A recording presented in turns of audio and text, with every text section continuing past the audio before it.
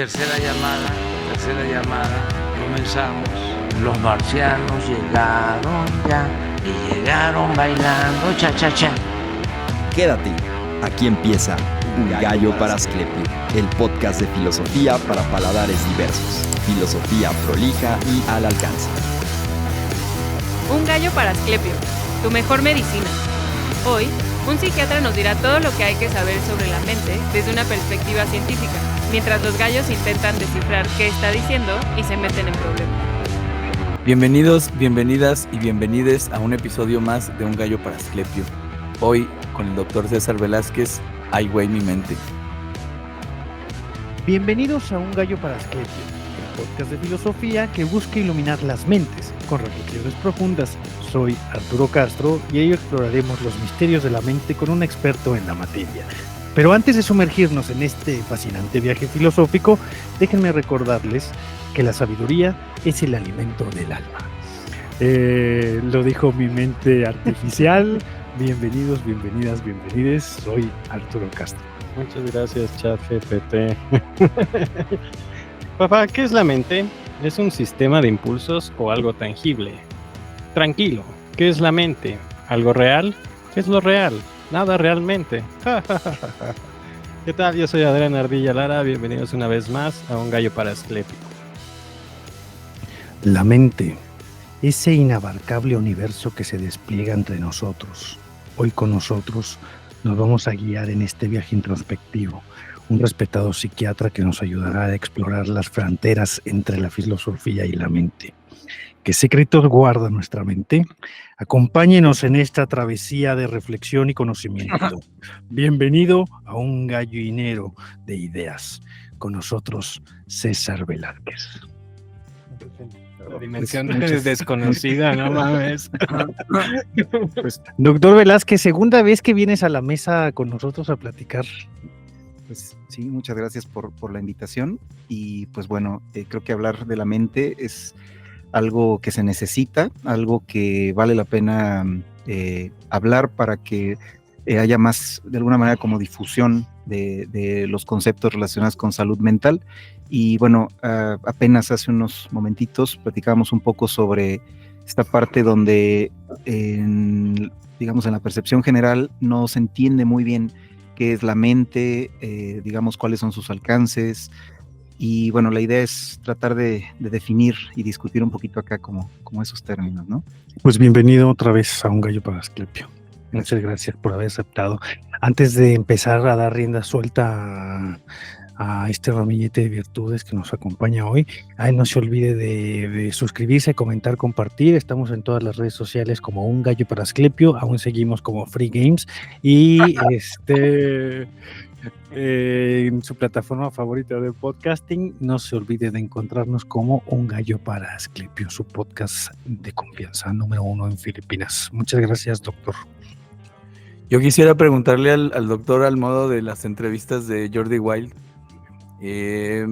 sobre... Te equivocas, Jordi Rosado. Jordi Rosado. Jordi Pinkman. Sí. Este mito, bueno, como hay tantos, ¿no? Sobre la mente, como esta de que le pones música clásica en el vientre para que salga más inteligente, pero hay otro muy de la publicidad, del entendimiento público de las cosas, que es este de que si usáramos el 100% de nuestra capacidad, ¿no? ¿Cuál es tu opinión como un experto sobre esta frase, sobre esta noción, digamos, para empezar con esto que decías de la serie de incomprensiones que hay en torno al concepto de la mente? Yo creo que el punto de partida es bien interesante lo que planteaba Alan. Creo que el punto de partida de la psiquiatría es que, a pesar de que la mente tiene una gran capacidad, la realidad es que tiene límites y llega a fallar, y sobre todo por este concepto de, digamos, de los alcances que puede tener la mente, y donde se conceptualiza esto de la mente humana, lo puede todo y es infinitamente poderosa, cuando la realidad es que tiene muchas posibilidades, pero si para algo existimos los psiquiatras, pues es para darle ese empujoncito para que de alguna manera vuelva a funcionar cuando llega a fallar en alguna de sus partes, asumo que no por completo. Yo, a lo mejor preguntando para comenzar, ¿cómo entienden la mente desde la psiquiatría?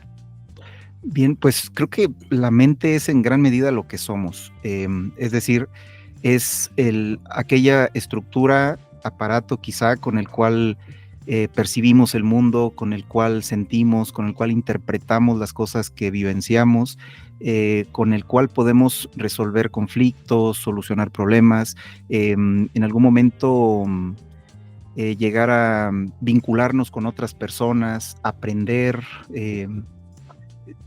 Tiene muchas funciones y al final es como complicado. Técnicamente tiene que ver como con cómo se combinan, cómo interactúan las diferentes funciones mentales. Por ejemplo, uno podría plantear que las funciones mentales por separado englobarían lo que es la mente, digamos la conciencia, la memoria, la atención, el cálculo, la planeación. Es decir, la mente, en ausencia de alguna de esas funciones o varias de esas funciones, sigue llamándose mente. Uh-huh. Es complicado cómo en algún punto pueden desaparecer funciones que son de alguna manera muy representativas para la función humana, como la memoria. Personas que no recuerdan absolutamente nada de su pasado, de lo que han aprendido, pero sin embargo, incluso cuando una cuestión de una demencia, por ejemplo, han perdido totalmente el lenguaje y la capacidad de comunicarse, cuando se exponen a determinada música, determinada situación, una persona que está totalmente en coma y que su actividad eléctrica cerebral está casi nula, y responden ante una situación como los familiares hubieran esperado que respondieran en determinada situación, ¿no?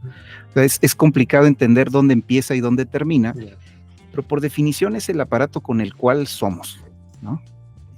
¿Hablamos de un aparato físico? Sí, es que yo antes de empezar a grabar lo decía como en un tono de broma, pero como una broma seria, ¿no? Casi cualquier persona podría hablar del concepto mente. Es un concepto que parece estar distribuido de manera universal. No puedes escuchar a una persona en el mercado que dice, ay, no, es que mi mente no da para tanto. No, por ejemplo, por decir algo, o como es un concepto sabido, como el concepto libertad, como el concepto Dios, como el concepto muerte, que es como de fácil reproducción cotidiana, popular, bla, bla. Pero entonces, si yo me acerco al psiquiatra, voy a tu consultorio y digo, me duele mi mente, ¿dónde podré ubicarlo físicamente? Lo decía hace rato, pero es que es...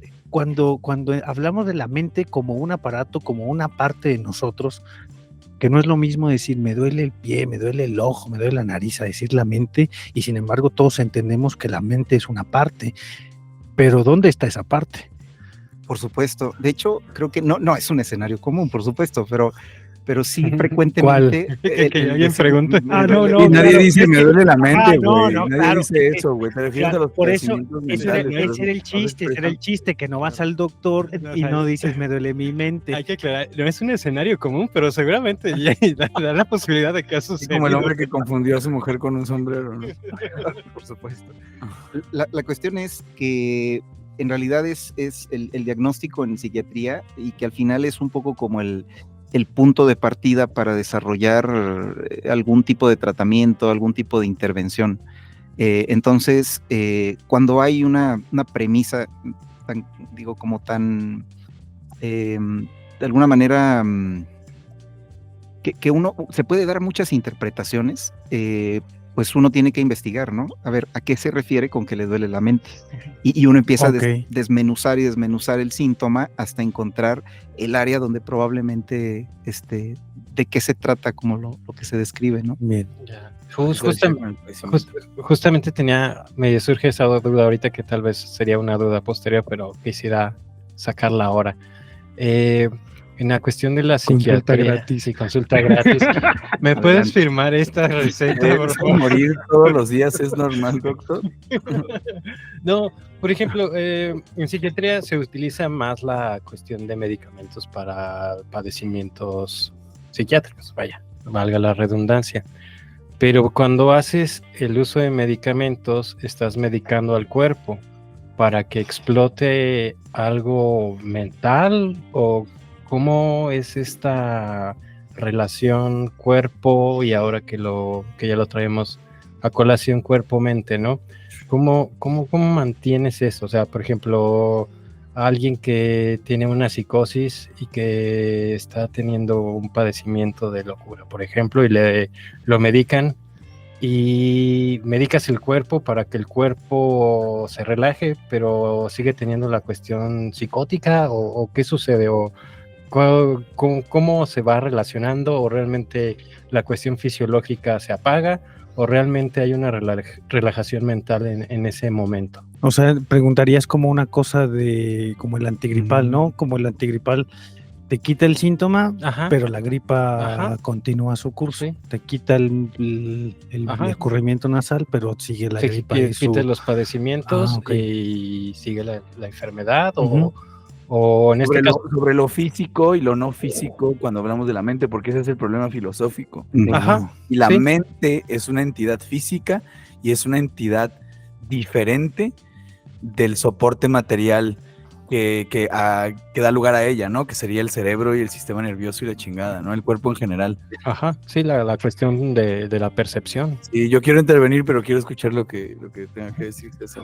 Sí, por supuesto. Creo que valdría la pena como abordarlo desde un punto de vista biológico, entender un poco como de dónde probablemente, y digo probablemente pues porque todo queda en teoría, pero de dónde viene nuestra mente. Probablemente nació, apareció, se formó a raíz de la necesidad de la supervivencia, y digo supervivencia en términos de cómo las especies perpetúan su existencia y permanecen a lo largo del tiempo en nuestro planeta. Entonces, ante la necesidad de la supervivencia, se sospecha que en algún momento, por ejemplo, seres unicelulares empezaron a buscar estrategias para sobrevivir de manera más efectiva, desarrollando el olfato, básicamente tener quimiorreceptores, ¿no? Estando en un medio acuático, cómo podían algunas sustancias llegar cerca, el individuo percibirlos y movilizarse hacia ello. Posteriormente viene, por ejemplo, la capacidad de integrar esa información, y ahí quizá podríamos interpretar como un sistema neurológico básico, muy mecánico, muy simple, pero con el paso del tiempo vienen otras estructuras, como por ejemplo la necesidad de supervivencia hace que uno tenga que interpretar el mundo que le rodea.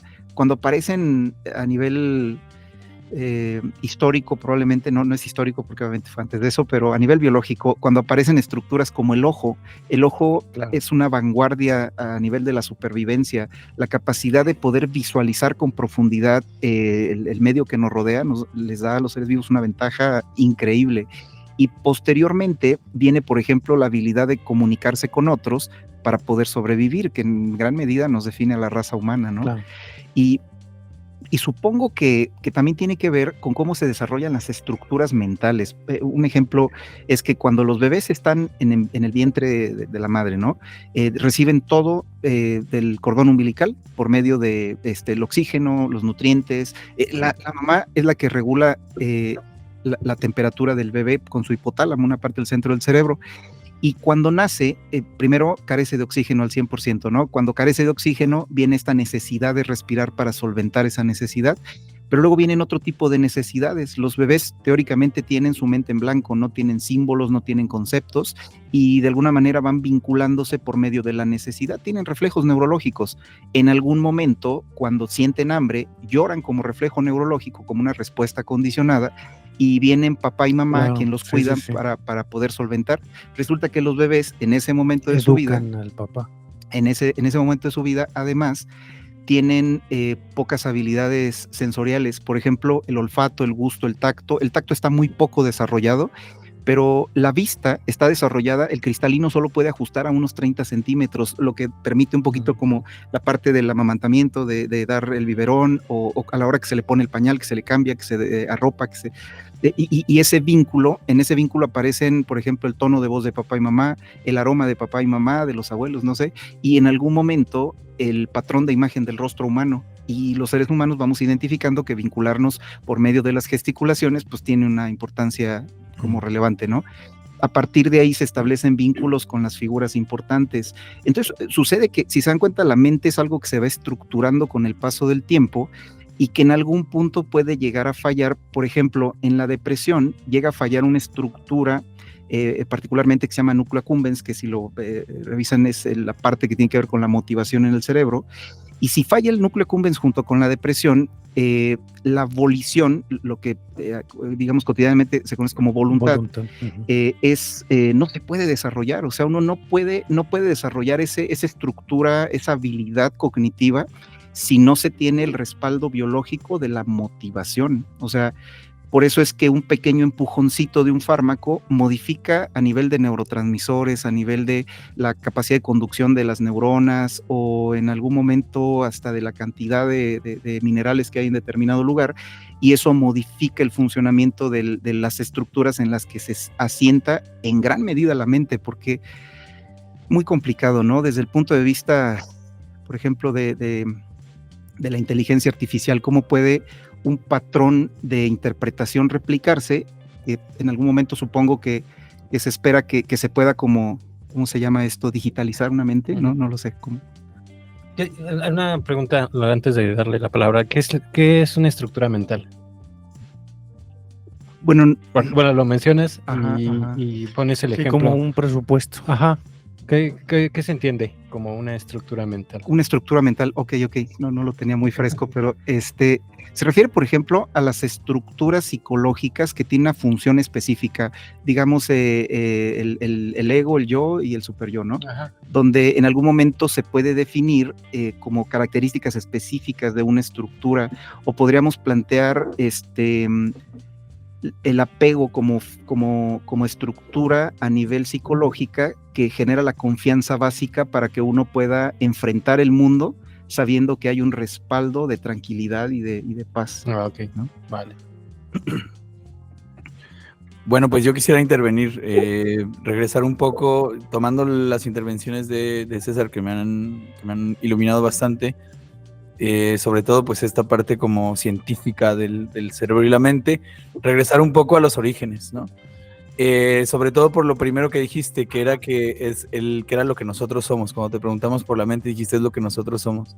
Y me parece muy significativa esa respuesta, porque regresando a los orígenes, a los primeros titubeos del pensamiento, en la Grecia, antes de Sócrates, digamos, las religiones órficas tenían la concepción de que el aire era una especie de Dios, y que nosotros al inhalarlo participábamos de esa divinidad, y eso producía la sensación de ser individuos, ¿no? de ser entidades separadas de los otros, ¿no?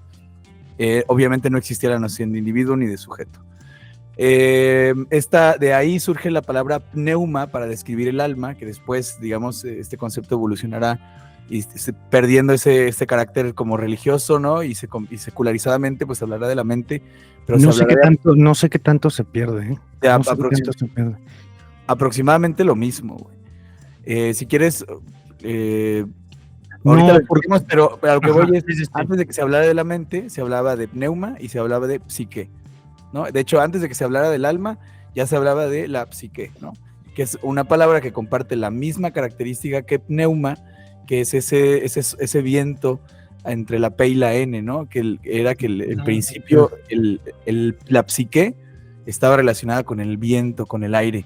De ahí que al morir decían exhaló su último aliento, ¿no? Porque era el momento en el que salía definitivamente esa divinidad, Aer, ¿no? Y la persona moría, digamos, ¿no? Perdía no quiero decir alma, porque pues es la interpretación medieval de la psique, pero ahí es donde comienza, y es Sócrates quien, apropiándose de esos elementos, bueno, según el Sócrates platónico del que tenemos herencia, o Platón mismo, el que apropiándose de estos elementos inventa por primera vez esa noción que tenemos ahora de mente, que está relacionada con la mente o la psique, es aquello que somos en la vigilia y en nuestros cabales, ¿no? Digamos que en Sócrates es así.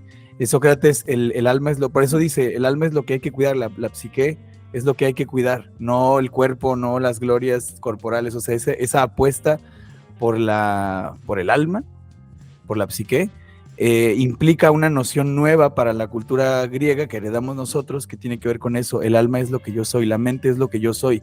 Yo no soy mi cuerpo, porque como decía Arturo hace rato, nadie dice esta mano que soy yo, ¿no? Dice mi mano. como si hubiese otra entidad, y creo que ahí es donde surge el problema contemporáneo de la distancia entre lo físico y lo no físico cuando hablamos de la mente.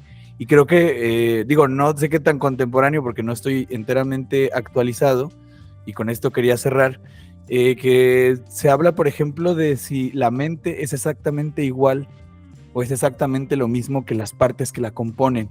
Tú ya habías mencionado un ejemplo, César, decías una persona que pierde, por ejemplo, la capacidad del habla, que está ubicada o localizada en cierto sector del cerebro, de pronto la puede recuperar desarrollándola en otro, ¿no? O sea, no es que haya una localización permanente y definitiva o que sin un componente deje de existir, ¿no? Entonces, lo que dicen los filósofos de la mente es que, bueno, algunos, los que apuestan porque la mente es una entidad no física, y eso es una tesis muy escandalosa porque una cosa sería el cerebro y el sistema nervioso y otra la mente, hablan de esto como un epifenómeno. Dicen, es una propiedad emergente. Es, por ejemplo, el calor no está en el cuerpo hasta que experimenta un virus y entonces las propiedades que tiene producen una propiedad emergente que es el calor, ¿no? Y en este caso es la fiebre, ¿no? La mente funcionaría así, sería una propiedad emergente del cerebro y el sistema nervioso, pero sería entonces una entidad no física. El ejemplo que ponen es, aunque se soporte por lo físico, digamos, pones un clavo en la pared y cuelgas un vestido, aunque el soporte sea físico, el vestido no es exactamente igual que el clavo, ¿no? Entonces, la idea que proponen es esta, que si la crítica es al fisicalismo, a pensar que en el mundo está poblado únicamente por entidades físicas, que lo único que hay en el mundo, que todo lo que hay en el mundo es cuantificable, medible, que tiene una entidad. Entonces, lo que dicen es, si la mente es una entidad no física, la consecuencia es interesante para la física moderna porque implica que hay entidades no físicas que pueden causar, en el sentido de la causación, o que pueden ser la causa de movimientos físicos, ¿no? Entonces, si es posible manipular el movimiento de una mano o la palabra que vas a decir, lo que estás haciendo es, a través de una entidad no física, estás provocando causas en el mundo físico. Y esto, dice, no solo contradiría la física, sino que la echaría abajo, ¿no? Que los fenómenos de causación siempre son entre entidades físicas, ¿no? Y pues ya, ahí es donde yo ubico más o menos la discusión y que es lo que me surge a partir de esto que mencionas y que me parece un problema pues importante pensar si hay un fantasma en la máquina, ¿no? Si se sigue hablando de esta separación entre alma y cuerpo como entre lo corpóreo y lo incorpóreo. Claro. En medicina luego da la impresión que la mente se reestructura y se compone siempre sola. Algo así como, no sé, el hígado, ¿no? Que puede llegar a tener una lesión y con el tiempo puede regenerarse, claro. Entonces, en relación a cómo amortigua el cerebro y la mente sus funciones, la gente puede llegar a asumir que si uno desarrolla depresión es cuestión solo de esfuerzo, echarle ganas, ver las cosas con optimismo para salir adelante, ¿no? Cuando en realidad, aunque sí es posible, no siempre sucede porque depende de esas funciones, ¿no? Ahora, otro creo que gran problema que yo identifico, por ejemplo, desde el punto de vista médico, es que la mente es el instrumento con el que somos y hacemos. O sea, al final uno no puede, sé que mi comparativa va a ser muy así, muy rudimentaria, pero uno no puede reparar un taladro con el mismo taladro. O sea, técnicamente la mente, si falla, tiene que tener algo externo que pueda influir en ella para que pueda de alguna manera, y tomando en cuenta cuáles serían los parámetros para fallar, porque el hecho de que una mente funcione diferente no quiere decir que falle, ¿no? Fallar en términos psiquiátricos médicos habla de disfunción, de cuáles son los objetivos de una persona, de alguna manera a nivel cultural, qué es lo que se esperaría para esa persona y cómo es que en algún momento no cumple con esas expectativas más personales. Ese tema lo platicábamos la vez anterior, ¿no? ¿A quién sirve la psiquiatría? Si al individuo o a la sociedad. La realidad es que mi perspectiva es que principalmente al individuo. Me gusta lo que comentabas en un inicio, que la limitante para estudiar la misma mente del hombre, pues sí, estará siempre limitado. Y ahora con el ejemplo del taladro, creo que queda un poco más clara esta perspectiva, pese a que se ha hecho un avance para el estudio todas las cosas, ¿no?, que implican la existencia y la misma humanidad, la cuestión biológica. Creo que tal vez una especie extraña o extraterrestre debería venir y decirnos cómo funciona la psique y la cuestión biológica en general, porque es así como dices, no se arregla la misma herramienta con esa que está destruida. No, y en esta cosa con la que cerraba Alan la intervención, pues el ejemplo vivo es la propia psiquiatría. No hay un ejemplo más vivo que la propia psiquiatría, porque tú te acercas a la medicina, que si bien no somos médicos, pero yo creo que es de las ciencias en las que todos tenemos un mayor acercamiento, una mayor apropiación, ¿no? Tú puedes platicar con un niño de secundaria acerca de la medicina y te va a decir que un psiquiatra es que un pediatra es el doctor de los niños, que un ginecólogo es el doctor de las señoras, bla, bla, porque hay como un acercamiento muy flagrante con la medicina. Pero entonces cualquier disciplina, subespecialidad propia de la medicina, lo ubicas en un punto físico del cuerpo, y no necesariamente así la psiquiatría, ¿no? La psiquiatría, vas con el otorrino a que te opere la nariz, voy con el psiquiatra a que me opere ¿qué?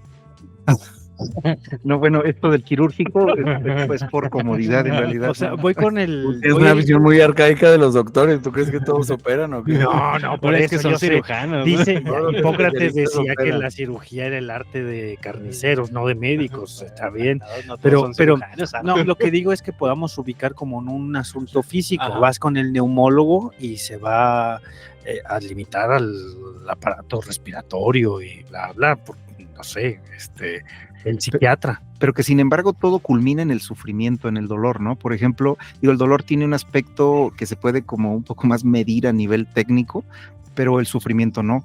O sea, al final puede uno medirlo de manera análoga, decir, me duele mucho, sufro mucho, sufro poco, En sufro relación a 8 esto. de 10, no sé, pero sucede que una persona que no puede orinar porque tiene obstruida la vía urinaria y va con el urólogo y dice, sí, el problema está ahí, pero el sufrimiento es mental, es personal, ¿no?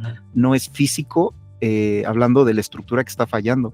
Ponen las ondas, qué a gusto. La catarsis.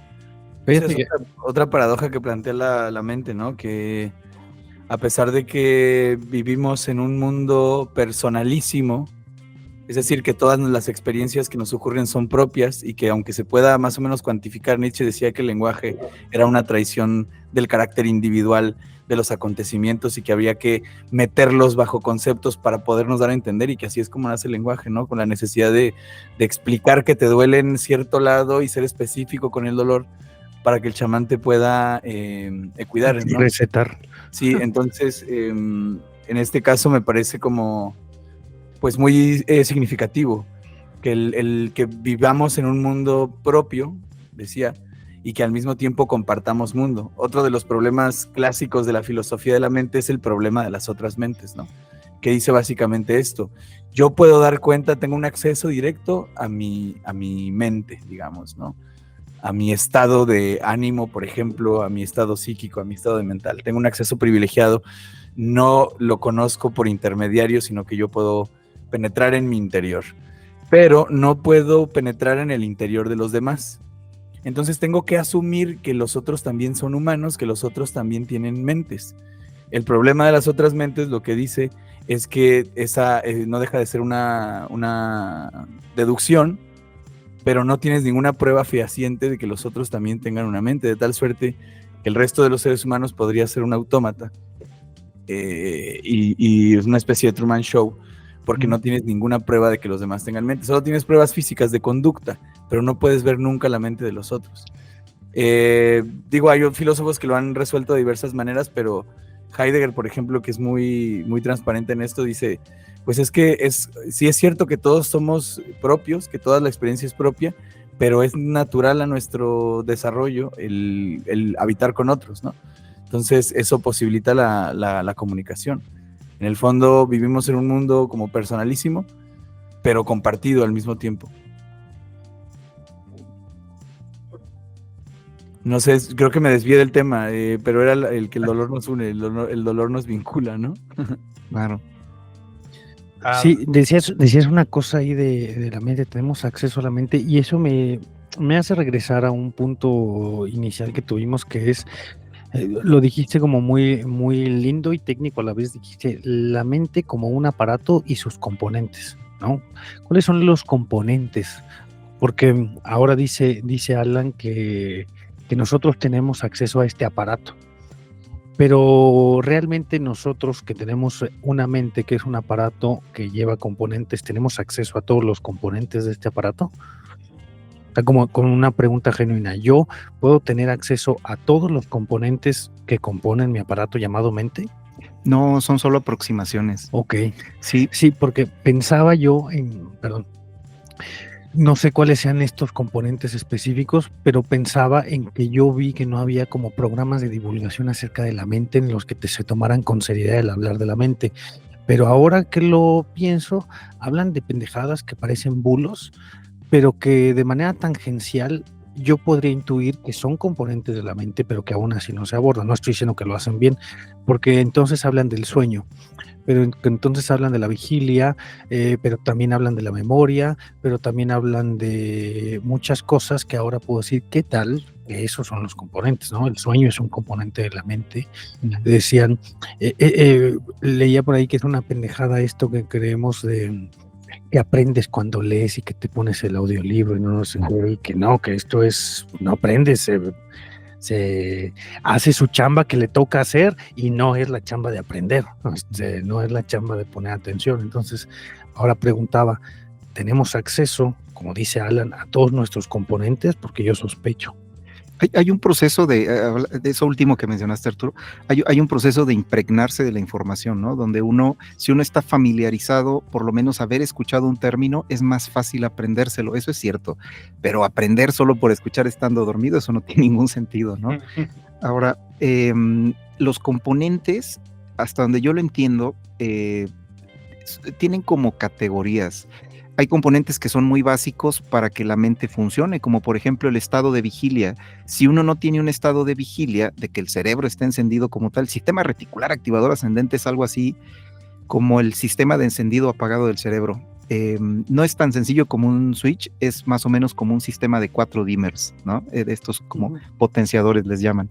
Ahora, ese sistema de vigilia, digamos que es como lo principal para poder estar encendido, funcionando, activo, y a partir de ahí están funciones como la atención, por ejemplo, la capacidad de utilizar las memorias que uno tiene, pero hay funciones cognitivas que son, digamos, como más complejas, la conciencia, que a mí me parece que es particularmente fácil confundir la mente con la conciencia, es decir, estar conscientes de algo, y es más, la conciencia puede tener múltiples interpretaciones, ¿no? El estar consciente de un aspecto, por ejemplo, en particular, estoy consciente que detrás de esta taza hay una batería, ¿no? Por ejemplo, o en algún momento estar consciente de mi pasado o estar consciente del momento que estoy viviendo.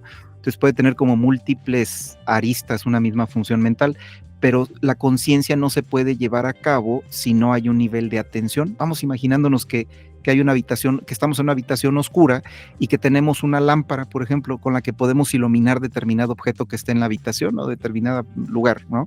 Entonces es como si nuestro foco de atención se centrara en eso, pero poderle dar un marco de referencia implicaría recordar que ese objeto ya se ha visto en el pasado en algún momento o por lo menos algo parecido.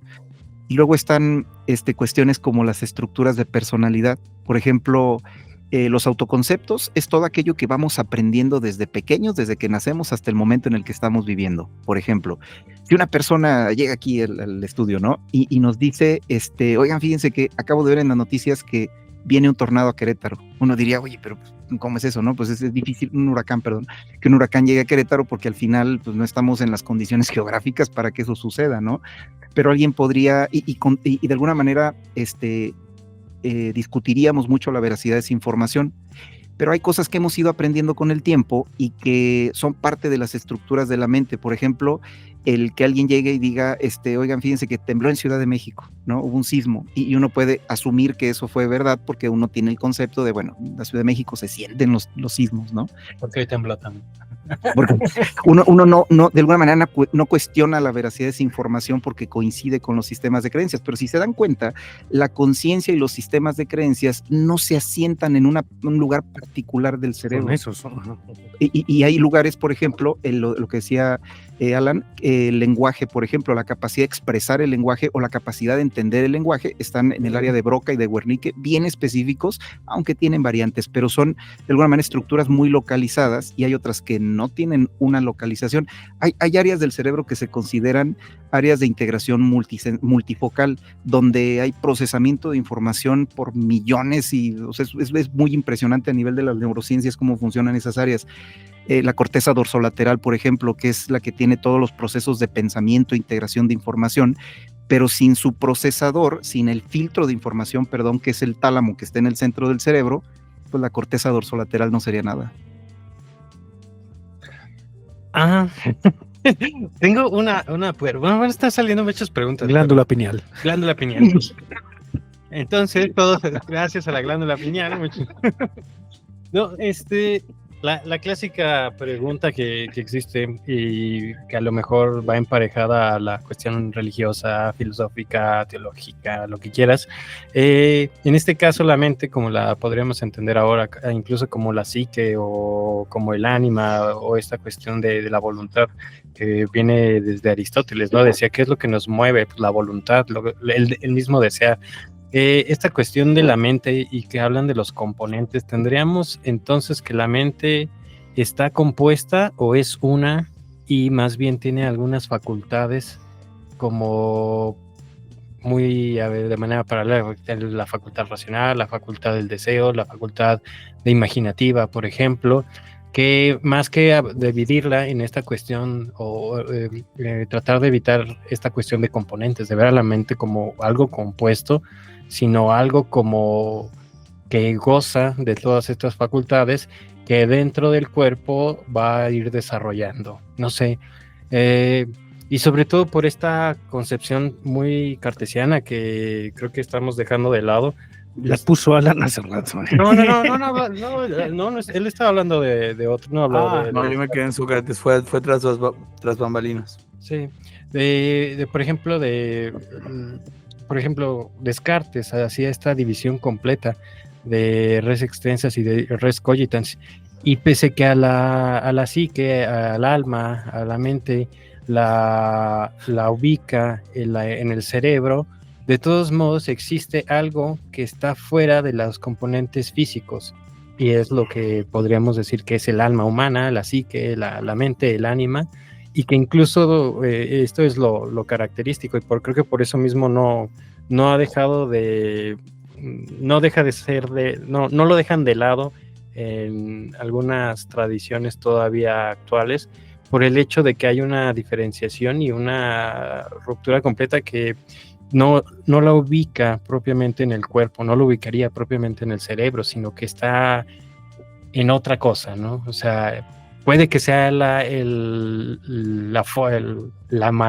materia en la que llega la forma y trabaja el cuerpo. La creatividad, por ejemplo. Ajá. ¿No? Okay. Sí.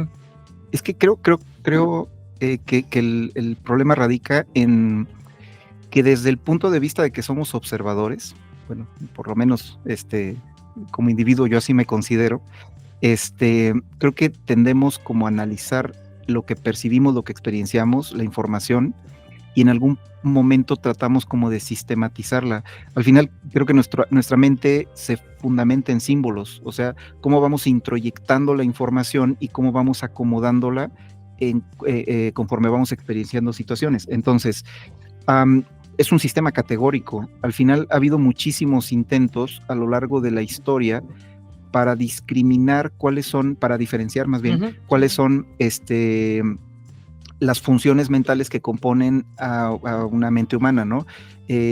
Por ejemplo, intentos donde se clasificaba a no necesariamente las funciones mentales, pero la enfermedad mental, como neurosis, psicosis y todo lo que quedaba en un límite intermedio entre ellas, ¿no? y cómo en algún momento se analiza más la información y se dan cuenta que aspectos que estaban clasificados en la psicosis, pues en realidad ni siquiera pertenecen a ese rubro. Por otro lado, entonces la manera de describir el cómo se compone la mente y cómo funciona ha ido como conceptualizándose y cambiando a través del tiempo. Las neurociencias creo que es un poquito como un paradigma que estableció ciertos fundamentos, pero hay que tomar en cuenta que todos los paradigmas van como cediendo, cambiando, dejando de ser suficientes, ¿no? Supongo que en algún momento podría haber una forma de categorizar, describir y clasificar las funciones mentales de una manera más efectiva.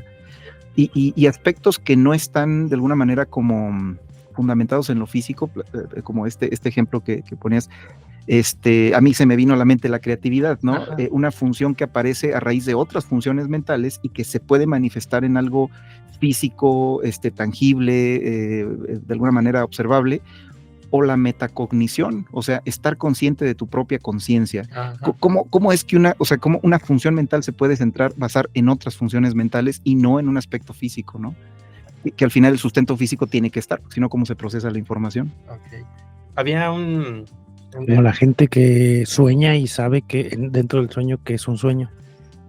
Sí, por supuesto, ser consciente de que es un sueño, ¿no?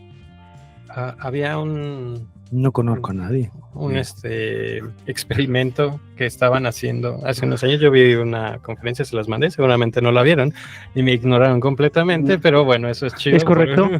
Porque podré... ¿Cómo lo supo? Porque podré traerlo a colación. Hay un video que habla de un psiquiatra también, no recuerdo el nombre, llamado La civilización empática.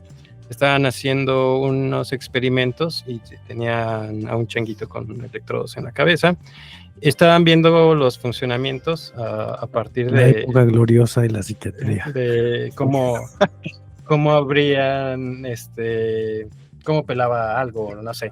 Y de repente creo que entra un señor, encuentra comida y también la empieza a abrir y se dieron cuenta de que las neuronas o la mente empieza a brillar en esta parte como si el mismo simio lo estuviera abriendo y se dieron cuenta de que existe unas células espejo o neuronas espejo, no sé cómo la llamen, y que esto implicaba también ahora ya digamos a nivel social cierta empatía o que existía cierta posibilidad de empatía con las otras personas y que la neurociencia podía llegar incluso a justificar una civilización determinada, porque a partir de cierto sufrimiento, de ciertas alegrías, tú mismo o a partir de lo que estás contemplando, puedes llegar a sentir también eso mismo. Por ejemplo, cuando se te sube una araña o un insecto o una cucaracha y alguien te ve y siente los mismos escalofríos que tú sientes, ¿no? De esa manera muy rara, pero que se mantiene a nivel, a lo mejor si quieres, hasta de supervivencia o de emociones o lo que quieras, pero que existe una empatía, no sé cómo llamarlo, a partir de estas neuronas espejo o no sé cómo se podría llamar. Pero al final no entendí muy bien la pregunta, perdón. No, yo tampoco, así que más bien iba por la cuestión que hablaban de cómo identificarse el uno con el otro, que señalaba un poco Alan, a partir de la mente y de la cuestión psiquiátrica, tal vez. O sea, más que una pregunta, es un comentario. Sí, bueno, las neuronas en espejo pues son un hallazgo a final de cuentas, ¿no? Y las neurociencias son un modelo explicativo. Yo creo que no más que eso en realidad, porque es una herramienta, ¿no? No podríamos decir que ese modelo explicativo en algún momento nos ayude realmente a ser más empáticos, aunque técnicamente la ciencia debería de ser para eso, ¿no? O sea, para poder ayudarnos a sobrellevar las cosas mejor, supongo. Es decir, vivir, no sé si sea correcto. Sí. Sobre todo por lo que decían, que ya mencionaban ustedes dos, que somos juez y parte, ¿no? Kant habla de las antinomías del pensamiento como esos lugares argumentativos en los que el pensamiento reconoce sus límites. Y tiene unos ejemplos divertidísimos como el del origen del universo, y hace un argumento y dice: si el universo, si el mundo tuvo un comienzo, pues tuvo que haber habido algo antes del comienzo. Y eso es imposible, por lo tanto, el mundo no tuvo un comienzo y es infinito. Lo dice, pero si el universo es infinito y no tuvo un comienzo, esto quisiera decir que, o sea, esto haría imposible la sucesión del tiempo, porque el presente no es la solución de una serie. Si fuera infinito no habría presente, porque no hay forma de establecer un momento. El presente no es la sucesión de un tiempo infinito, sino finito, ¿no? Y entonces llega como a estos límites. Los filósofos de la mente también, respecto del problema de la mente y cuerpo, hablan de una cosa que se conoce como clausura operacional. Dice, probablemente, así como para un chimpancé es completamente imposible hacer una operación gramatical, que para mí también es completamente imposible, pero, y es algo tan sencillo para nosotros, tal vez para una especie que no tenga esta clausura operacional, el problema ese de lo corpóreo y lo incorpóreo, de la mente y el cuerpo, sería sencillísimo de solucionar. El problema es que, como dices, son modelos explicativos. Es como la filosofía del lenguaje. Estás haciendo filosofía del lenguaje con lenguaje, ¿no? Y acá estás haciendo filosofía de la mente, pues con la mente, ¿no? Estás estudiando la mente a partir de tus propias clausuras operacionales, de tus propias estructuras cognitivas, ¿no? Entonces, es el espíritu absoluto que se desarrolla para conocerse a sí mismo. Eso es lo interesante, que se puede, digamos, tipificar o definir, porque esa es la magia de las definiciones. Yo creo que, por lo que nos hablaba César, los científicos trabajan con criterios operativos, ¿no? No es un problema si la mente es una entidad no física. Estamos hablando de los lugares en los que puedo, decías tú hace rato, una pastilla y curo un síntoma del cerebro, de la mente, sí, pero con lo que estamos trabajando es con criterios operativos, con cosas que sí se puedan tocar. Esos problemas nos corresponden a nosotros, de si la mente es corpórea o incorpórea, ¿no? No. Esas paranoias son para nosotros. No, bueno, es que también sí creo que ese punto es bien interesante. Bueno, primero quiero aclarar que la psiquiatría no se dedica a dar pastillas, pero en realidad Bueno. yo creo que en general los psiquiatras estamos en contra de medicar cuando no se requiere algo en particular, ¿no? O sea, Lo invitamos por algo en particular, doctor. vimos Me disculpo públicamente porque siempre digo, no, tú vas a un psiquiatra y mínimo sales con clona. es que Esa era mi idea. Es que ir al psiquiatra no es fácil. O sea, cuando uno va al psiquiatra es porque ya hay una intención muy clara por la cual ir a psiquiatría, ¿no? Alguien me mandó. Pero por ejemplo, en términos del neurodesarrollo, como paido psiquiatra me toca mucho ese escenario. Cuando van niños, que hay algunos escenarios, por ejemplo, niños que mandan con un probable diagnóstico de trastorno del espectro del autismo, que de hecho no requiere ningún tratamiento farmacológico, y al final a veces ya llegan con medicamento, y la idea más bien es retirárselo porque no es necesario. O en algún punto, por ejemplo, chicos que llegan con un trastorno del aprendizaje del kinder, pues dices tú, no, pues es que no puede haber un trastorno del aprendizaje porque todavía no está en ese nivel de desarrollo, ¿no? Entonces es más como dilucidar. Muchos padres japoneses, ¿no? Así de que todavía no sabe hacer ecuaciones diferenciales este chamaco pendejo. No toca bien el cello y no sabe español. Sí, no No, puede bueno. terminar una pieza de Tchaikovsky. No, bueno, por eso la cultura es importante, ¿no? El establecer como el margen cultural. Pero al final, el otro concepto creo que es más bien el que es bien importante. En relación a... Ay, se me fue un poco de... ¿Cuál es lo otro? Perdóname, Alan. Antes de lo de las... Niños medicados. No, Medicar. me centré en eso de la medicación porque me fue... No sé, de los criterios operativos, de que trabajan Ajá. con... Ok, sí, por supuesto. Lo que pasa es que la clinimetría, porque no solo es observación de las neurociencias, la clinimetría es una forma terriblemente subjetiva de poder identificar qué tanto, bajo la percepción de la persona, ha disminuido, por ejemplo, síntomas relacionados con depresión, como la tendencia a tener un ánimo bajo o la falta de energía por la mañana, que al final puede ser un poco observable, pero la realidad es que es más desde lo que describe la persona. Entonces, no es solo... en términos de las ciencias, luego no nos toman muy en serio porque se asume que lo físico es lo medible, ¿no? Pero al final la clinimetría es una forma quizá demasiado superficial de poder como analizar qué efecto tiene a nivel de la mente y no del cerebro, aunque al final refleja un poco esa parte. O sea, no están del todo siendo la misma, pero están sumamente ligados. No es la misma condición, no es la misma cosa, pero están sumamente ligadas.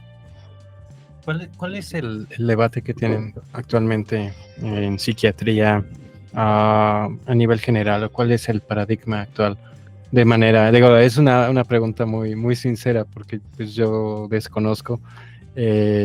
Yo no creo en los psiquiatras, yo no voy a ser psiquiatra. No, ojalá sí, ojalá me alcanzara, muchachos, pero voy al seguro. Estoy bien medicado. No, yo traigo el paracetamol hasta acá, mira. No mames, Ardilla, tú más bien no tomes nada, güey. Desayuna bien, cabrón. Una coca y un cigarro es un desayuno. Ah, Yo creo que es una pregunta bien fuerte en realidad.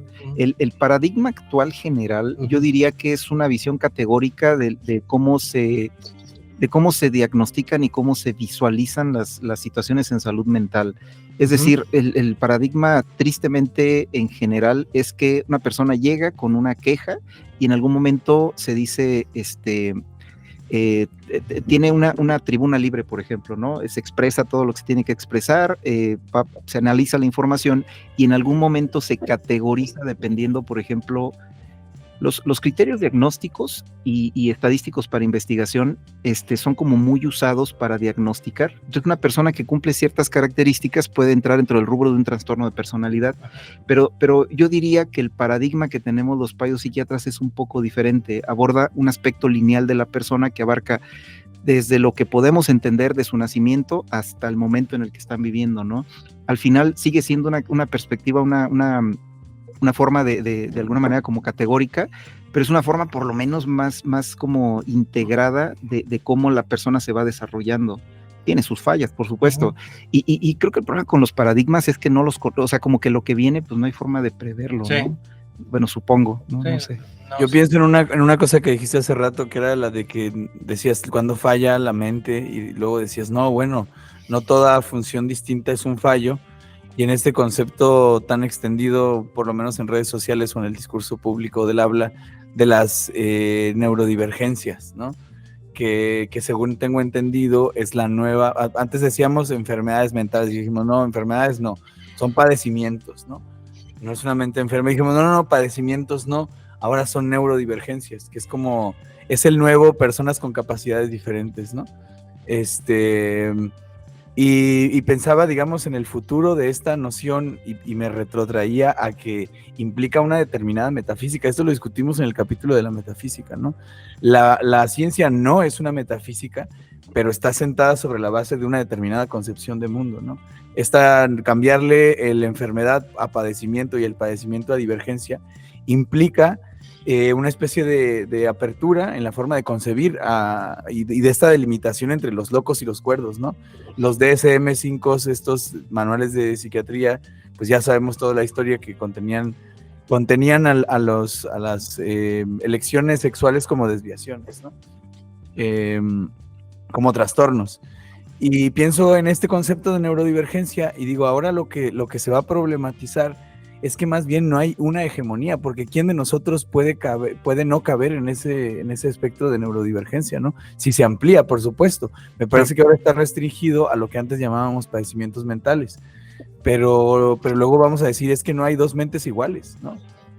Me acordé mucho, Alan, no sé si es de Machado de Asís, el cuento del alienista, un cuento muy, muy breve, pero habla de un médico general que va a vivir a una comunidad donde acaban de abrir un hospital psiquiátrico y le dicen, bueno, pues tú vienes de formarte en un hospital psiquiátrico, no eres psiquiatra, pero éntrale, ¿no?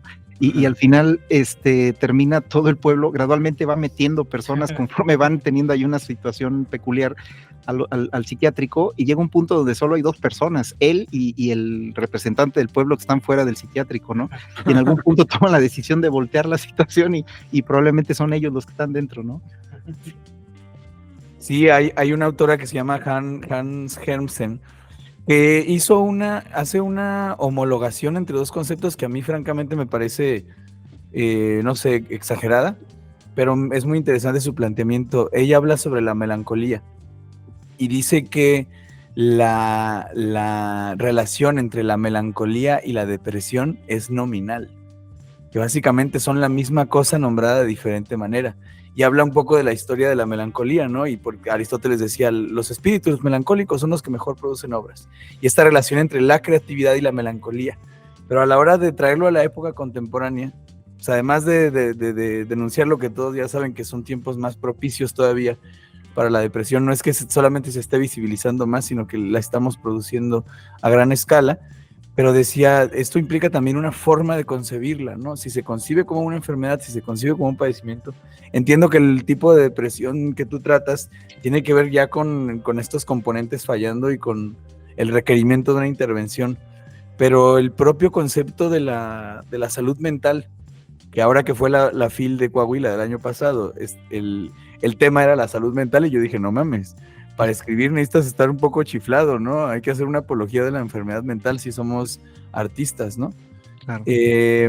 Pero este discurso público de la salud mental y de la visibilización también puede ser un tipo de higiene, ¿no? Un tipo de higiene que contribuya pues a la producción en masa. El hecho de que haya psicólogos en las fábricas, en lugar de pensar que sea algo altruista y humanista, me hace sospechar de que ahora encontraron otras herramientas para que los empleados mantengan sus niveles de productividad, ¿no? Y de manera sonriente. Sí. Bueno, eso ya es por el lado como mafioso del asunto, ¿no? Sí, claro. Pues la realidad es que creo que son áreas, por eso está la psicología humanista, que pues se orienta totalmente a algo diferente, ¿no? A la parte de la psicología laboral.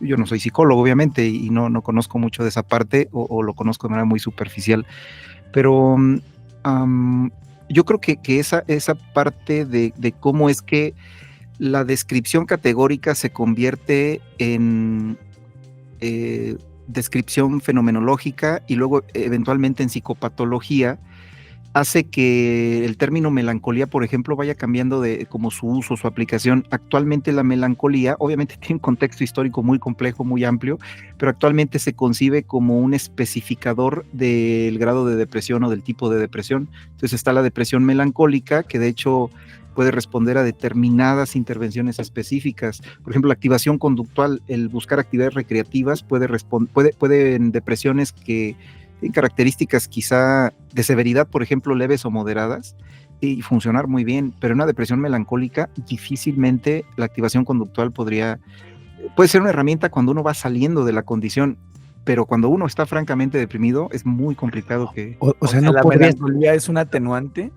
No, es una forma grave de depresión. Es una forma, todo lo contrario, es decir, que no podrías decir, no estás melancólico, estás desocupado, no habría manera en la que quepa ese... No, sería todo lo contrario, no estás melancólico, necesitas ayuda. A mí me sorprende que todavía se utilice el concepto, la verdad yo creí que estaba en desuso. Ay, mi flemático amigo.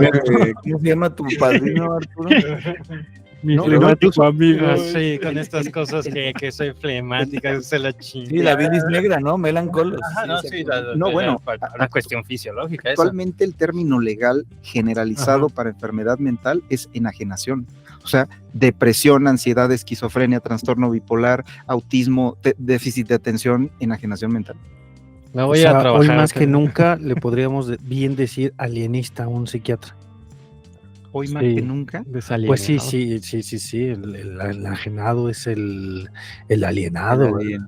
Ajá, pero me refiero a los términos jurídicos legales. En realidad, los psiquiatras somos lo más alejado. Ok, entonces los psiquiatras me dicen, tengo aquí a 3 enajenados. Estás diciendo que el enajenado de las jueces, los jueces son unos rancios que dicen enajenado al autista. Supongo que están sujetos a la terminología oficial de ellos, ¿no? O sea, no voy a trabajar, estoy enajenado, jefe. Solo digo que los términos no están tan en desuso, ¿no? Ok, vale. Y muchos de ellos son ofensivos actualmente. O sea, cuando la clasificación de idiotas en algún momento era una clasificación seria, ahora es una ofensa, ¿no? Sí. O trastornado. O un padecimiento, ¿no? Porque de origen etimológico el idiota es el que renuncia a la vida política. El idiota es el que dice, ay, a mí eso qué. Ese sería como en el sentido etimológico, él es el idiota. El que los dice, retardados, ¿no? A mí no me importa, ¿no? El que le dices, oye, ¿cómo ves? ¿Vas a ir al foro a ver las nuevas propuestas del emperador y van a matar a 2, 3 gladiadores? Ay, a mí esas cosas no me importan. Él es el idiota. El alejado de la ciudad, el que, no el tonto, sino el que vive en la ciudad y no le importan los asuntos de la ciudad.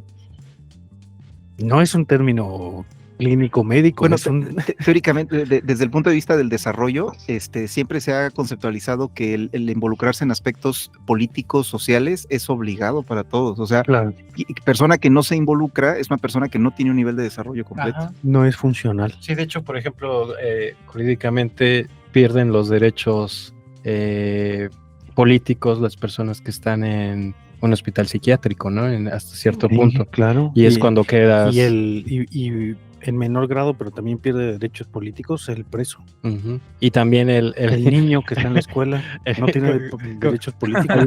el ebrio, Foucault. el ebrio y, los ebrios y los vagos de, ¿cómo le decía? De consuetudinarios, algo así.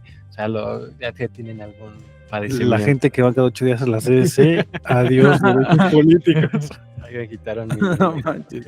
No sabía yo que las personas que han estado en hospital psiquiátrico no pueden tener, no lo sabía. Por lo menos dentro de... Sí tenía Como un estigma social puede ser, pero no por... Cuando están hospitalizados. Ujú. No, pues claro. No, pero sí No van a ir a todavía- votar, ¿no? No van a ir a las urnas el 6 de julio, güey. No, mames, no es que sí, tengan- sí.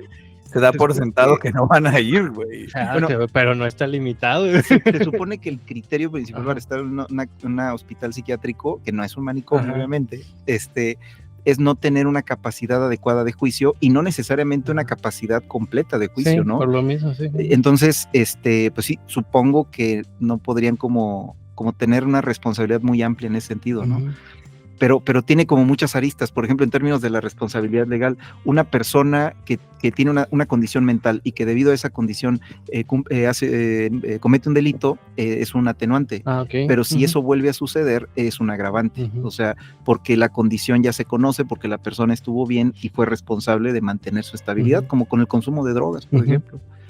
Y se me hace curioso cómo, por ejemplo, yo lo veo desde el punto de vista quizá algo triste de las personas, por ejemplo, una mujer que ha estado hospitalizada por una cuestión de depresión y pierde la cuestión de la custodia de los niños en un conflicto ahí de papá y mamá, ¿no? Ajá.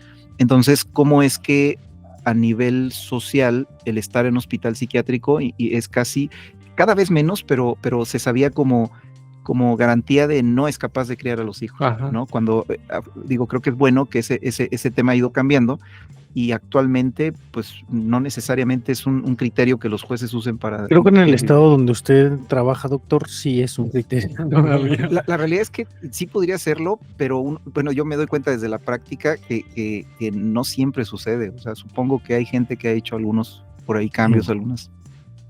Sí, parte también de lo que señalaba Ala, ¿no? La visibilización de el deseo de alguna cuestión psíquica personal que puede llegar a mejorarse en ese aspecto y que se ha logrado también. Y lo que platicábamos un poco el episodio pasado que pudiste venir, que era también el otro extremo de utilizar las palabras de la psiquiatría como una justificación de la forma que uno es, ¿no? Por ejemplo, estar feliz y luego enojar y decir, ay, es que soy bipolar, ¿no? Hija, no lo eres.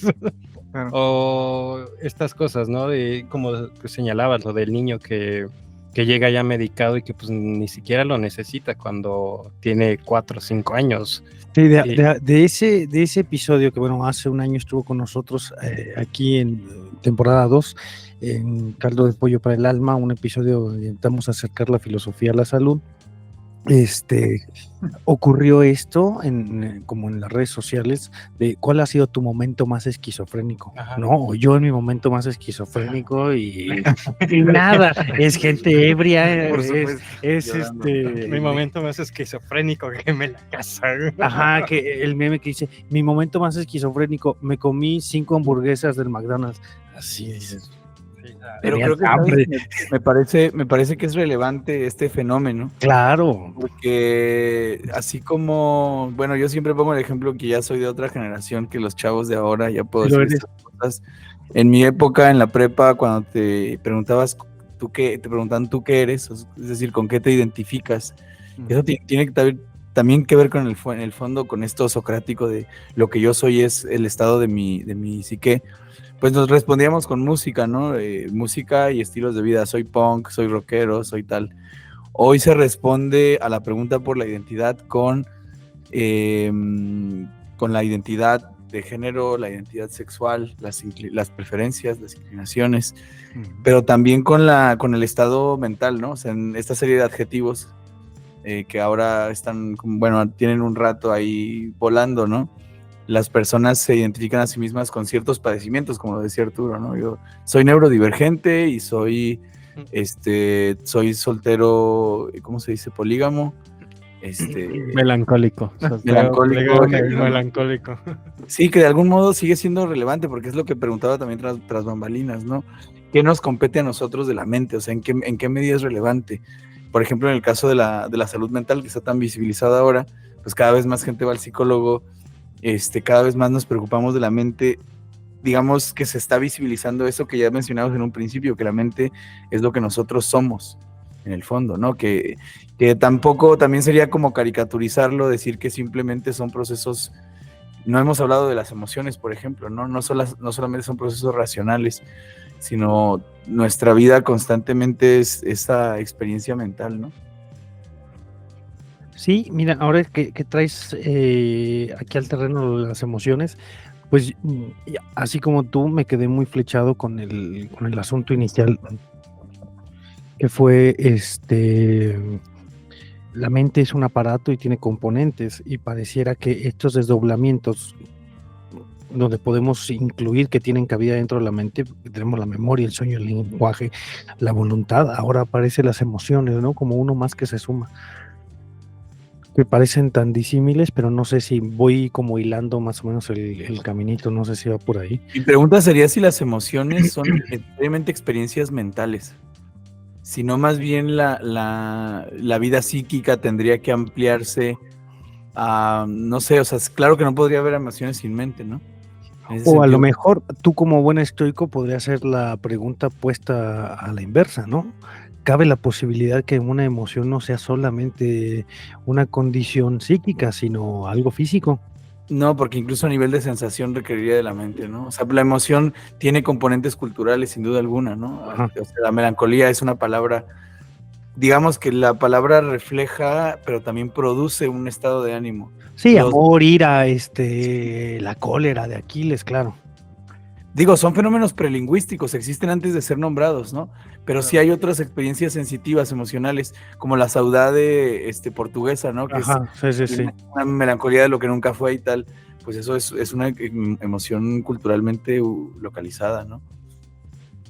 Pues desde el punto de vista del desarrollo, por ejemplo, las emociones, digamos, como básicas, primarias, son el displacer y el placer. Es decir, cómo es que a partir de las necesidades que tenemos como seres humanos y de la respuesta y la solución a esas cuestiones de displacer, vamos aprendiendo y desarrollando nuevas emociones.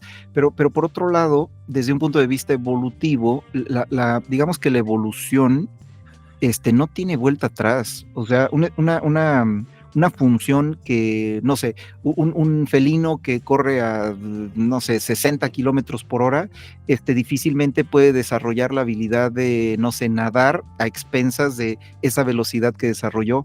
O sea, digamos, la evolución no tendría vuelta atrás en el sentido de que las emociones técnicamente jugaron un papel bien importante en algún momento de nuestro desarrollo evolutivo, y la realidad es que vinieron para quedarse. En algún momento, por ejemplo, todas las emociones tienen una función muy específica. El enojo, por ejemplo, tiene que ver con sentirnos agredidos y en algún momento poder reaccionar en consecuencia a que cuando algo nos agredió en particular, o cuando nos sentimos agredidos.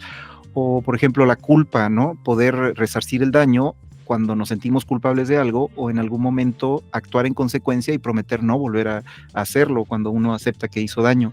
Pero luego, en algún momento, históricamente, se asumió, y no está quizá tan como errada la idea, pero no sé, es demasiado pronto para pensar eso en algún momento, que el autismo, esta como aparente carencia de capacidad de identificar y expresar emociones, era como una forma evolutiva del ser humano, ¿no? Como que decían, va a ser el futuro del ser humano y para allá vamos, y en realidad ellos están bien, y puede ser, la cosa es que disfuncionan bastante actualmente si no tiene esta capacidad de reciprocidad emocional, ¿no? Al final... Quizá disfuncionan porque seguimos siendo mayoría. Es que es por el contexto, Ajá, o sea, claro. Sí, o sea, disfunciona porque pues son los menos. Pero las emociones nos hacen sensibles, o sea, las emociones nos hacen sensibles y eso nos da una habilidad que las inteligencias artificiales no tienen. ¿Creías entonces que desde una perspectiva psiquiátrica son las emociones y a lo mejor tal vez la facultad de pensar lo que nos distinguiría como seres humanos?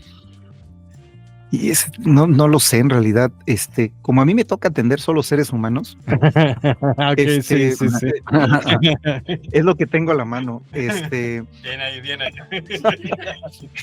No, es en serio, porque al final es que sería muy complicado. Supongo que no sé describir con exactitud cuál es la diferencia. Me da la impresión de que los seres humanos tenemos un origen, un pasado, desde el punto de vista evolutivo, familiar, personal, social, cultural, y las máquinas no tienen esos antecedentes, ¿no? O si los tienen, son muy rudimentarios. La empresa que los creó, no sé. Y la cuestión que señalabas hace rato, ¿no? La posibilidad de autopensarnos, ¿no? Ser conscientes de nosotros mismos. No sé si la inteligencia artificial, me da la impresión de que sí pueden tener esa capacidad. No lo sé. No, ahí sí, sería, no sé qué, como un... Hay filósofos que dicen que coincidirían contigo, que la distancia entre la verdadera inteligencia artificial tendría que ser encarnada, tendría que ser desde la crianza, ¿no? O sea, tendría que ser corpórea, encarnada y tal. Y digo, yo sigo viendo este problema que mencionaba Arturo de los componentes, y en filosofía siempre ha sido un problema cómo categorizar lo humano, que es lo que preguntaba Ardilla, ¿no? Lo que nos distingue de los animales, que es lo humano, que tiene que ver con el humanismo, con la distancia entre los locos y los cuerdos, con el bárbaro y con el ciudadano. Pero lo quería dirigir por otro derrotero, y es hablando de la experiencia emocional y de todas estas facultades cognitivas. El filósofo alemán Heidegger, que ahorita tengo muy presente porque ha sido, digo, ya lo había leído, pero ha sido una volver a visitarlo, habla, por ejemplo, de que hay algo fundamental en el ser humano, que es lo que llama la aperturidad, ¿no? Que por esencia estamos abiertos al mundo, a diferencia del resto de los animales. ¿Y qué implica esta aperturidad? Bueno, implica existir emocionalmente, que cuando a ti te preguntan ¿cómo estás? Una pregunta tan inocente, tan simple, tan transparente, pero que en su reformulación, ¿cómo te encuentras? Si yo te pregunto ¿cómo te encuentras? Tú buscas al interior de ti mismo y lo que encuentras es una emoción. Entonces la respuesta al cómo estás y cómo te encuentras siempre es feliz, triste, enojado, angustiado. Y cuando decimos bien o mal, es una especie como de muletilla para decir tranquilo o no está pasando la gran cosa, pero la respuesta al cómo estás, al habitar, porque la estancia del ser humano en el mundo no es como la de una silla en un salón, sino siempre es el de estar habituado a o familiarizado con, implica una dimensión emocional. Al mismo tiempo, implica una dimensión cognitiva que es incluso anterior a la reflexión o a la tematización de los problemas, que es el comprender. El ser humano se orienta en el mundo, aunque no haya desarrollado un lenguaje perfeccionado o aunque no sepa hablar, siempre sabe hacia qué dirección dirigirse, ¿no? En ese habitar se orienta y comprende. Si está perdido, lo comprende. Si va a cazar un mamut y después de regresar se da cuenta que el sendero ha cambiado, comprende que está perdido, ¿no? Junto con eso estaría el habla o el discurso, que sería el trasfondo de lo humano, ¿no? Veo a César como quizá perdido. A lo mejor el ejemplo es: vas a una película nueva al cine y ya sabes de qué trata la película antes de que entres a ver la película. Claro. A eso. Sí, no es del todo nuevo. El mundo está como medio predigerido para nosotros, ¿sabes? Existimos comprendiendo, ¿no? No das un paso pensando que quizá te caes. Claro. claro. El ejemplo que ponía nuestra maestra favorita y lo que quiere definir es que siempre estamos comprendiendo, aunque no comprendamos.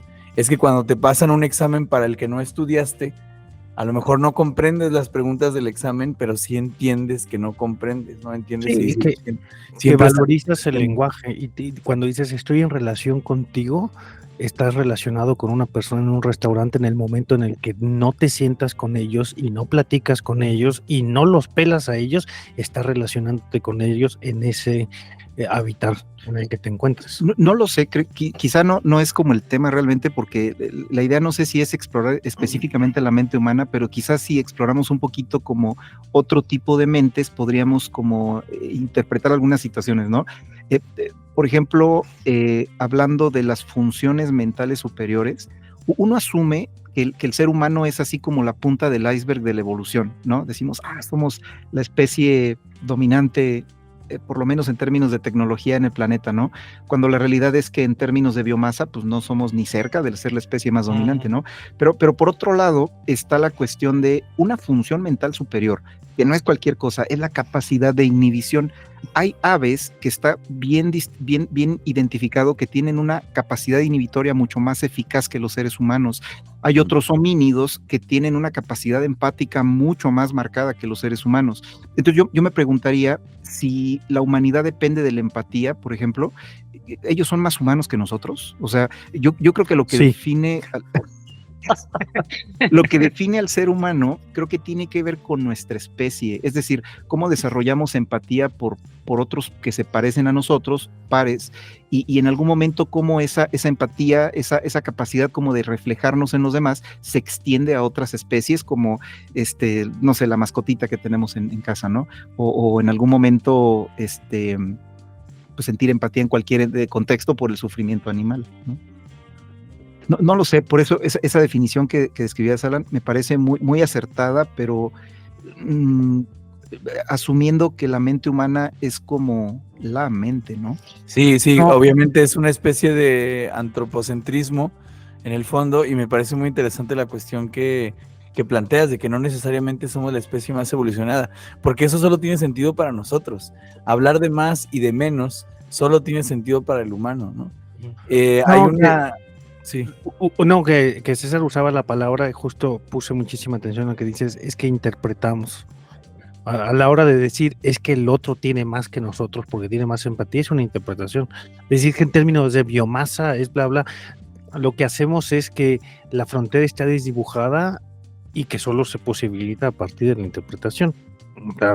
Hay un filósofo, el filósofo de la complejidad, Edgar Morin, que tiene un libro que se llama El Paradigma Perdido, y cuestiona precisamente esta idea de la que hablabas. Ahí trabaja Adriana Ardilla Lana, ¿no? En el Centro Cultural Edgar Gómez Morán. Edgar Morán. Edgar Morán, sí. Y en este libro dice, nosotros pensamos al ser humano como una isla, como algo aislado del resto de los animales, como una criatura superior, suprema, cualitativamente distinta de todo lo demás, como así lo pensaba Heidegger, ¿no? Pero dice, hay que pensarla más bien como una península, y empieza a explorar en el reino animal aquello que nosotros consideramos estrictamente humano, y encuentra que otras especies hay una cosa como protomoral, ¿no? Hay una protoconciencia, hay otras formas de lo que es específicamente humano, y dice, más bien somos el desarrollo de cosas que ya están allí, y no necesariamente hablando en términos jerárquicos, ¿no? De superior o inferior. Sin embargo, considero que la pregunta se mantiene, ¿no? No qué es lo que nos hace superiores, pero sí qué es lo que nos define, ¿no?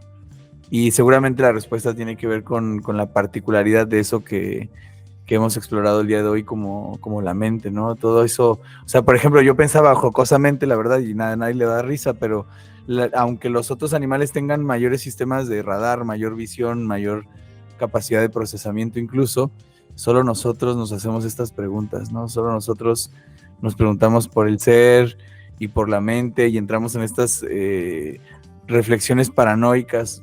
Hay muchos mitos del origen de lo humano, mitos religiosos evidentemente, pero también que se trasladan a lo filosófico, que hablan de la caída, ¿no? Vivíamos antes en una especie de paraíso donde no había diferencias, vivíamos en la naturaleza, y por alguna razón salimos de la naturaleza y ahora somos este observador del que hablabas, ¿no? Ahora estamos como que condenados a nuestra propia racionalidad, a nuestra propia interpretación. No somos ya el conejo para el cual el mundo no es problemático, sino que todo se nos presenta como un problema. Y Nietzsche decía, hablando de las facultades de la conciencia, de la mente, nosotros podríamos vivir perfectamente sin el espejo de la conciencia. Lo que nos ha hecho sobrevivir han sido los instintos más que, pues todo lo que inventamos, ¿no? A partir de la mente, la cultura, los placeres vanos, etcétera. Sí, no, de hecho puede ser como el origen de nuestra destrucción, ¿no? Sí, porque tú hablabas de ella en términos evolutivos, ¿no? Ajá, claro. No, claro. Así como en términos de cómo cuentas y cómo recapitulas, pensaba yo como en estas cosas que tienen que ver con la prehistoria, ¿no? Hablas la prehistoria y piensas hace 30,000 años, 40,000 años. Y lo traigo a colación porque veía esto de en la historia del arte, el arte prehistórico, el arte rupestre, los artes mobiliarios, porque tienes vestigios de hace 30,000, 40,000 años. Y de pronto, explorando como en arqueología y arqueología de las religiones, que no tiene que ver con el arte, resulta que hay como dataciones de que existe patencia de que los seres humanos dominaban fuego, controlaban fuego de hace 600,000 años. O sea que se va hacia atrás, pero en una cantidad de locura. Y luego, si lo cuentas, dices, claro, hemos hecho estas cosas de la mente y de pintar y de hacer cosas los últimos 40,000 años, pero has hecho cosas humanas los últimos 600,000 años, ¿no? En términos evolutivos, entonces no significa nada, no representa nada. La construcción del sujeto de los últimos 400 años es insignificante comparado con el paso... Claro. El paso mobiliar de tus tíos. Claro. Sí, se menosprecia lo que sucedió en ese periodo, ¿no?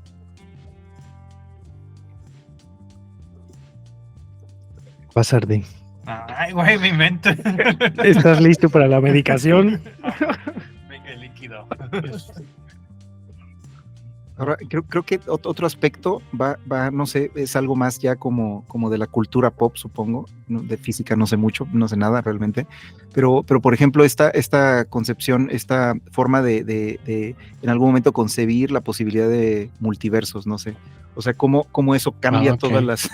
todas las reglas, ¿no? Y todas las situaciones. O sea, me parece que hay situaciones que se visualizan no sé, en la ciencia ficción, pero para mí son, en términos de la mente, abrumadoras, ¿no?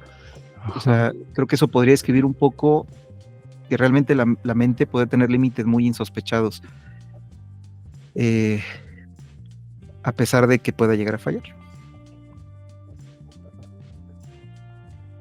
Pues sí, hay también una idea de Nietzsche al respecto, de que hemos trabajado muy poco, en este caso por la conciencia, porque creemos que es una entidad ya cerrada y terminada de construir y de hacer, ¿no? Seguramente hay como decías, una sobreestimación de las capacidades, de las potencias, pero quizás estamos olvidando sus límites, ¿no? Que son no necesariamente negativos, sino sus condiciones de posibilidad, ¿no? Lo que no sé, Kant había establecido como las categorías del entendimiento, ¿no? De ahí surgían las antinomías. No podemos pensar más allá de estas categorías del entendimiento, ¿no? Del modo, el tiempo, el lugar. Hay cosas que no son incomprensibles, no porque no hayamos llegado todavía, sino porque Nietzsche lo decía así, ninguno de los órganos, decían, los sentidos te engañan. Es que los sentidos no tienen la obligación de reportar la realidad, no tienen compromisos epistémicos. Tienen un sentido más bien evolutivo o adaptativo, ¿no? Lo que quieren es ofrecernos posibilidades para sobrevivir. Claro, no te estoy hablando de la verdad, nada. Claro, es una paranoia, o sea, ¿de dónde? Porque los filósofos han buscado toda la vida la verdad con sus mentes, ¿no? Pero ¿qué órgano se desarrolló para buscar la verdad? Ninguno, o sea, son órganos adaptativos. No, y fíjate qué cosa es bien linda, justo en la misma tónica, las primeras líneas que tiene Kant en la crítica de la razón pura, que piénsate que es ver el mundo con unos lentes con una tinta amarilla, te corresponden a ti, no le corresponden a los demás ni le corresponden al mundo. La tinta amarilla de tus lentes es la tinta amarilla de tus lentes, no es el mundo. Piensa que vas a filtrar la información del mundo desde tus lentes con tinta amarilla, ¿no? Ahora, como con estas cosas que traes lo biológico muy acá, muy a la mesa de el murciélago no ve, siente con el oído, pues es lo que decía Kant, decía, vamos a traernos un poquito, quieres conocer el mundo, pues lo vas a conocer a partir de tus lentillos entintados de amarillo. ¿Y cómo Sí, lo al respecto? ¿Qué? y cómo lo que una persona puede identificar como una agresión, otro puede identificar como un regalo, ¿no? O sea, por eso los lentes con los que mire uno definen mucho el cómo uno interpreta la realidad, y eso vuelve un poquito al concepto de mente, ¿no? Que es lo que realmente podríamos, es difícil definirla, pero básicamente es eso, ¿no? Como Pues hemos navegado curiosamente, por epistemologías muy incómodas a lo largo de esta mesa, y pues creo que nos estamos acercando al final. Veo ya a Denardi y a Lara un poco absorto en sus cavilaciones. Pero pues no sé, veo como que pues siempre nosotros nos acercamos. La verdad es que es de las poquísimas personas que han venido con nosotros a esta mesa que no compartimos área, que no compartimos el plexo común, el horizonte común, pero pues ha salido padre y ha salido bonito y tenemos muchas ganas de hacer otro episodio. Ya había estado con nosotros el doctor César Velázquez haciendo, repito, este acercamiento que tuvimos acerca de la salud. Y pues qué fortuna que hayas podido venir otra vez con nosotros a intentar acercarnos más a tu área, ¿no? Que es como la frontera en la que los filósofos nos podemos meter con los psiquiatras, que es, ay güey, mi mente, y pues sí, haciendo estos caminos ahí que resultan sin duda sinuosos. yo les agradezco mucho la invitación, y como dice Homero Simpson, bueno, un poco diferente, pero qué bonita es la filosofía. Y para nosotros también siempre es delicioso, sobre todo que nos ofrezcas una perspectiva tan diferente a lo que estamos acostumbrados nosotros a trabajar, que es bastante aterrizada en relación con o sea, a mí me hace ver esto, ¿no? Los problemas filosóficos sí, se penetran en lo desconocido, le arrebatan a los saberes eso de lo que no se puede hablar, lo cualitativo. Recordaba hablando de estos textos de filosofía de la mente, uno donde tienen un experimento mental que se llama Lo que María no sabía. Y es una chica que vive en un cuarto en blanco y negro, ella está pintada de blanco y negro, todo está en monocromático, y estudia un doctorado desde su computadora en blanco y negro, un doctorado sobre el color. Uh-huh. Y entonces la pregunta filosófica es, ¿María sabe todo lo que hay que saber sobre los colores? Se llama Lo que María no sabía y parece canción de regional mexicano, pero así se llama el experimento mental. Y entonces se preguntan si todo lo que se puede conocer es lo físico, porque lo que estudia en su doctorado María, pues en todas las propiedades del color, estudia todo, sabe todo lo que hay que saber sobre el color o no. Al final le abren la puerta y va al mundo de colores. Y los filósofos de la mente dicen, entonces si aprendió algo nuevo que no sabía, el mundo no se puede reducir a su dimensión física y lo que obtiene es un qualia.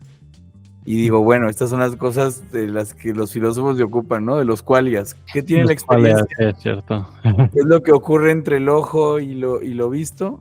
El qualia. La filosofía. Sí, claro, y ahora tú nos presentas conceptos pues mucho más aterrizados, operativos, funcionales, pero que también nos abren un paradigma hacia cómo se puede trabajar de una manera más directa con la mente, ¿no? Un poco más alejada de la especulación filosófica.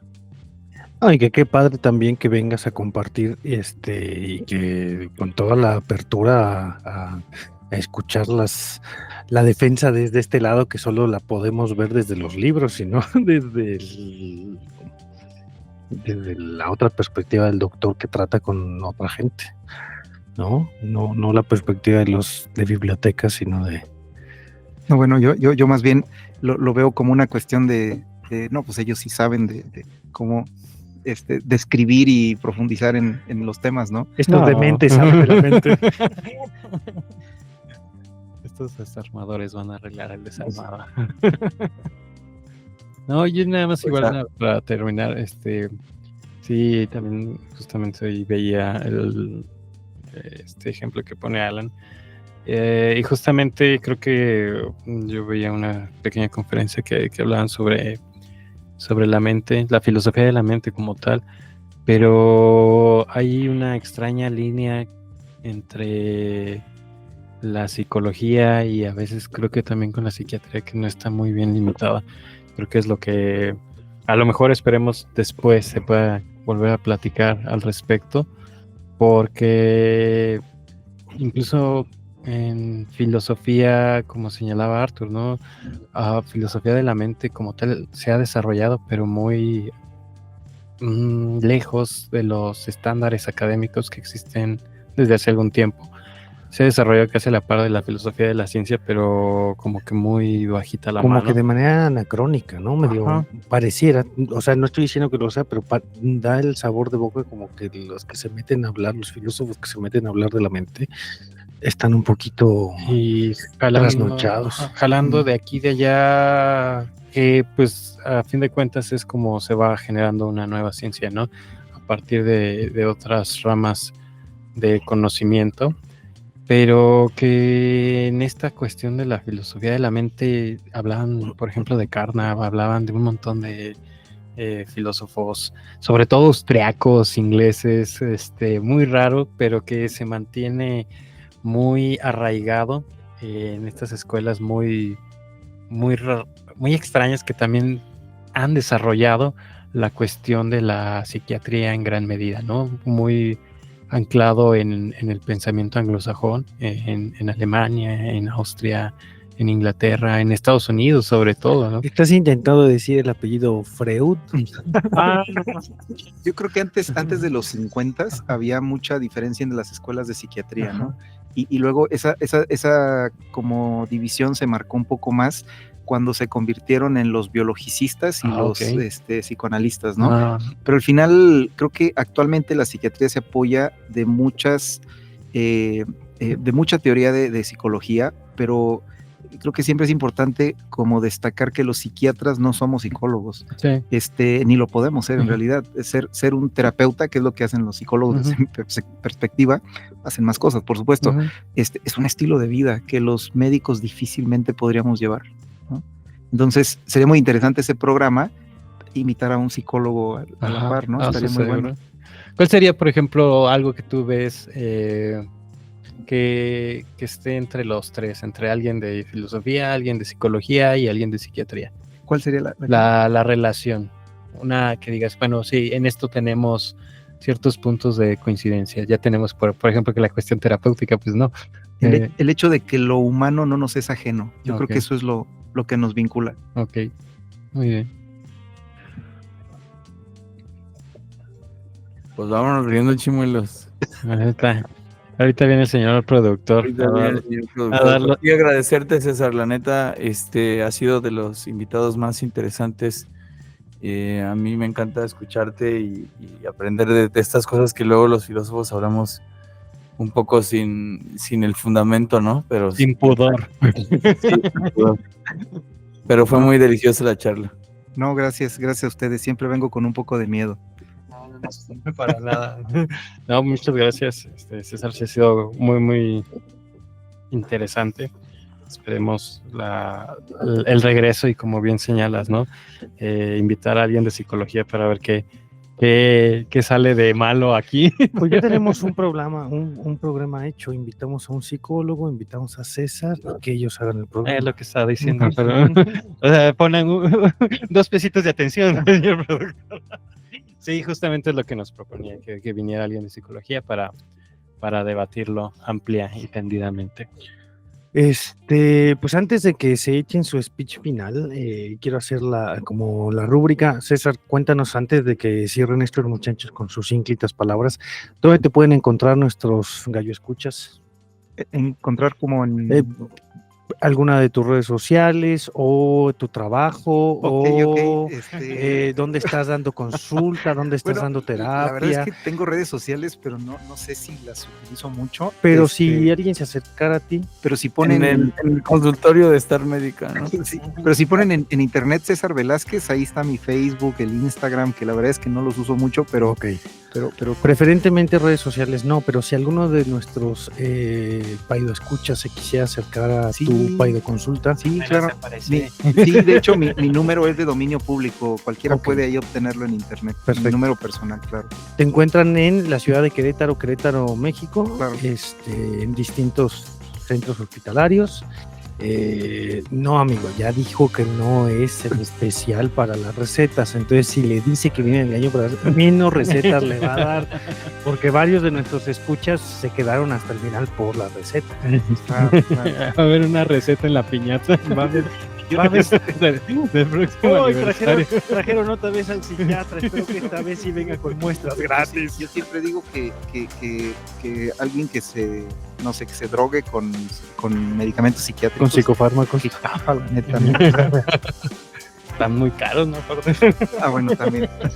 Y si sale ya lo busqué, muchachos, aparece.